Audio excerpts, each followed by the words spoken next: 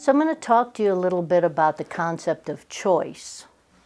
That's a very big concept in science of mind. We talk a lot about being at choice in what we do. Other faith religions talk about this concept, but they talk about it more from the free will concept, which is the same thing, but it feels better to talk about this from choice. So our founder, Ernest Holmes, talks about choice, and here's what he has to say about it. We cannot live a choiceless life. Every day, every moment, every second, there is a choice. If it were not so, we would not be individuals. As I read that, I thought, why did he use the word individuals? And I thought, oh, I think I understand. Because we have choice. If you think about animals, they don't work off of choice. They work off of their instinct, their instinctual knowingness of where to go for food, where to go for water, where to sleep that may be safer. The same thing is true for plants. They're not making choices. They're not saying to themselves, oh, and I love the seed soil plant example, so let's use it. It's not like when I put a seed in the ground, that seed is sitting underground saying, you know, I'm kind of tired today. I don't want to have to do any work, so I'm going to choose to just do nothing today. You hear how silly that sounds for a seed. And yet for ourselves, we kind of get ourselves mixed up in choices and some of the choices that we make. Think about choices you make every day. How do you decide that that's the thing you're going to do? Is it maybe based on what you have learned about right and wrong, what has to be done, what doesn't have to be done? Is it based on external factors, things that you learned as a child? And so now, in a way, it really isn't a choice, but it is a choice. Like brushing your teeth. You learn to brush your teeth. So now it's not so much you're thinking of it as a choice, but if you change the time of day you brushed your teeth, it would look more like a choice. So it's I find a fascinating concept, this thing we call choice. Sometimes our choices get based on external forces, things like news, 24/7 news, or social media. But the truth is, no outside source should be driving your choice. You know what your choice should be, and so you need to listen to that voice that's always speaking to you. Covey speaks to this when he says, in a world full of challenges and circumstances beyond our control, it is easy to feel as though our lives are shaped by external forces. By embracing the power of choice, we can shape our destinies and create meaningful, fulfilling lives. While circumstances may set the stage, it is our decisions that write the script.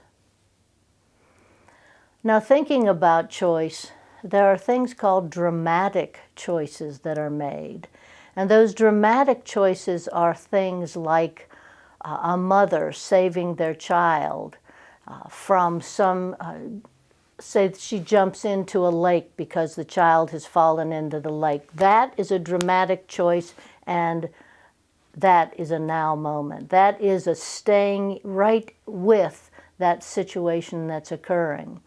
It's also, I can remember, and I haven't actually heard this recently, but people who find that they have this unusual strength and can lift cars off people.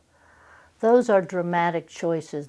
And they're choices that these people aren't really thinking about. It's like a firefighter running into a building to save a person. Those are dramatic choices, but those aren't the day-to-day choices that we make. Elizabeth Kübler-Ross said, we need to teach the next generation of children from day one that they are responsible for their lives. Mankind's greatest gift also its greatest curse, is that we have free choice. We can make our choices built from love or from fear. And I think we have to think about that. How am I making some of my choices? Am I making this choice from love, or am I making it from some fear-based something that has happened in my life that's driving this? And this goes back to the concept of the now, because as soon as you're in the now, your choice flows in harmony with the universe. Have you ever considered that maybe sometime your choices are not in the flow? What I would suggest to all of us, including myself, is to work on full attunement to life. Then our choices would be so much better. Instead of being thrown back and forth with the forces of change that happen all the time in our world, if we stay in attunement with life and the universe, and we come from a place of love, just imagine how wonderful the world would be, and how much happier we would be also. J.K. Rowling wrote in Harry Potter and the Chamber of Secrets, "It is our choices that show what we truly are, far more than our abilities." And it kind of brought back to me some scenes from Harry Potter when choices were made, even though Harry and his friends maybe didn't have a skill set to do the things they were doing. The choice was the right choice in the end. And it was because of how they made those choices. So keep those things in mind, and remember, you are always at choice. I'm going to leave you with a question. So how will you choose?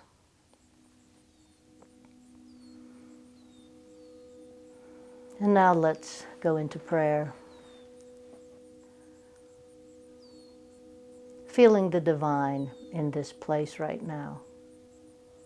I feel that power of the universe that just encircles every one of us, that fills us with divine right action, because that is God, and God is all there is.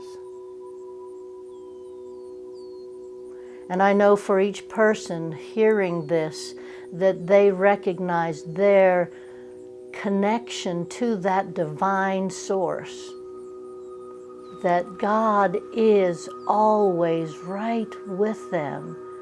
And if that word is uncomfortable, then the divine spirit, that power that is greater than any one of us. But we are one with that one that we call the divine. And so I know right now that for each person, they pause and they think about choices they make, and they consider whether to change those choices, whether it is really in attunement with their life. Is it coming from love, or is it coming from fear? And I know that each person is able to find within themselves that guidance that directs them to that perfect choice. And sometimes that choice will not be perfect, but that they take a deep breath and continue moving in the direction of love, of peace, of attunement.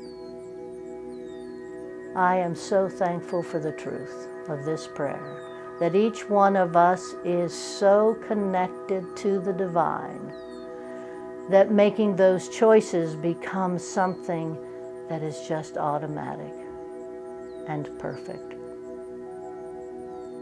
So because I know that, I can release this prayer into that law that is connected to love, knowing that that law is always responding to what each one of us believes. And I know that this prayer is unfolding in absolute perfection right now. I can let it go. I can let it be. And I say, thank you, Spirit. And so it is.